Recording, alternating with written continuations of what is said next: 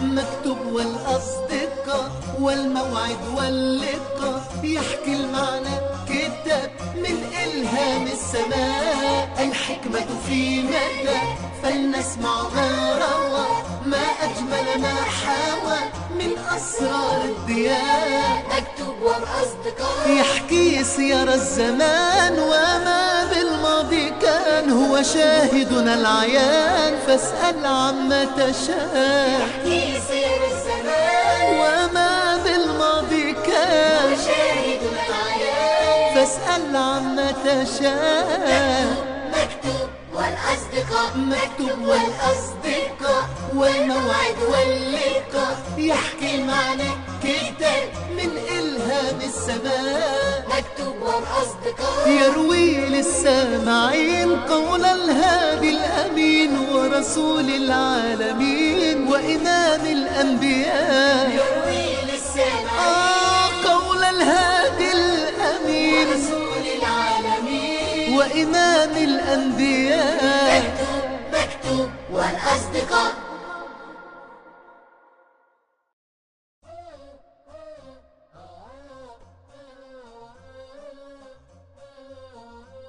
هل تعجبك يا صديقي؟ شكلها ملفت جدا. حسناً، ما رأيك بأن تأخذها؟ فلدي منها أكثر من واحدة. لا يا صديقي، أنت تعطيها لي حرجا مني لأنك لاحظت أنني معجب بها. لا، لن آخذها. قلت لك لدي أكثر من واحدة منها بنفس الشكل والحجم. لا تخجل مني يا يوسف، من فضلك خذها. لا يا ياسر، لن آخذها، وإن كنت مصمما فسأشتريها منك. حسناً، وأنا موافق. اشترها يا يوسف. حسنا، تفضل. الآن أنت ملك لي.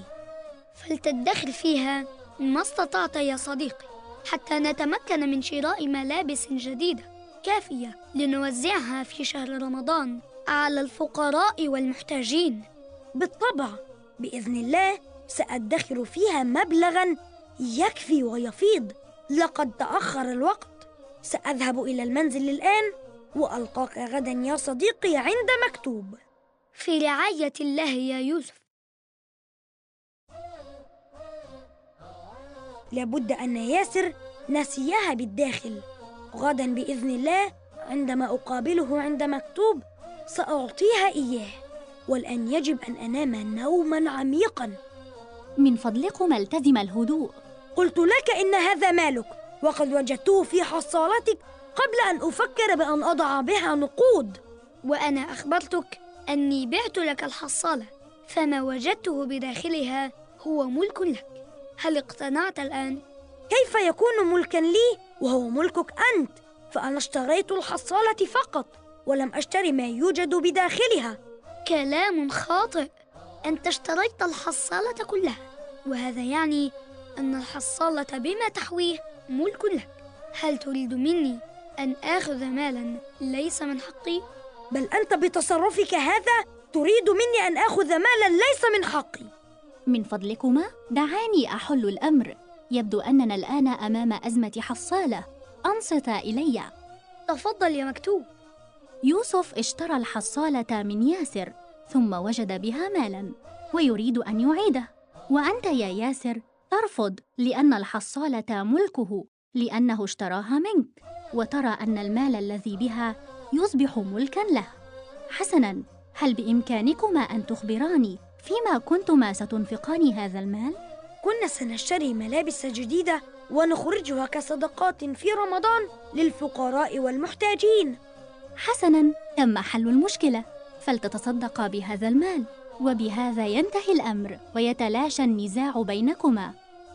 حل بسيط للغاية وسهل جدا. كيف لم يخطر على بالنا؟ أنا موافق. وأنا أيضا موافق. أرهقتماني حقا. لقد ذكرتماني بقصة جرة الذهب. لم تنظران إلي هكذا؟ تريدان مني أن أرويها لكما؟ هذا مستحيل.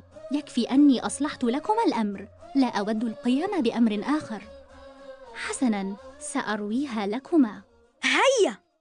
عن أبي هريرة رضي الله عنه أن رسول الله صلى الله عليه وسلم قال: اشترى رجل من رجل عقاراً له، فوجد الرجل الذي اشترى العقار في عقاره جرة فيها ذهب، فقال له الذي اشترى العقار: خذ ذهبك مني، إنما اشتريت منك الأرض ولم أبتع منك الذهب. وقال الذي له الأرض: إنما بعتك الأرض وما فيها. فتحاكما إلى رجل، فقال الذي تحاكما إليه: ألكما ولد؟ قال أحدهما: لي غلام. وقال الآخر: لي جارية.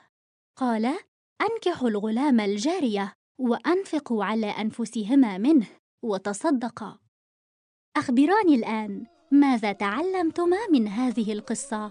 ما يلفت النظر ويشد الانتباه خلق القناعة الذي ظهر في الأول، ومعاني العفة والتنزه التي بدت عند الثاني. وأنا لفت انتباهي الحكم الذي يظهر فيه حسن الفهم وسداد الرأي عند الثالث، حتى يحار المرء أيهم أفضل من الآخر. أحسنتما، هيا انصرف الآن، وأنا سأذهب لتناول دواء للصداع.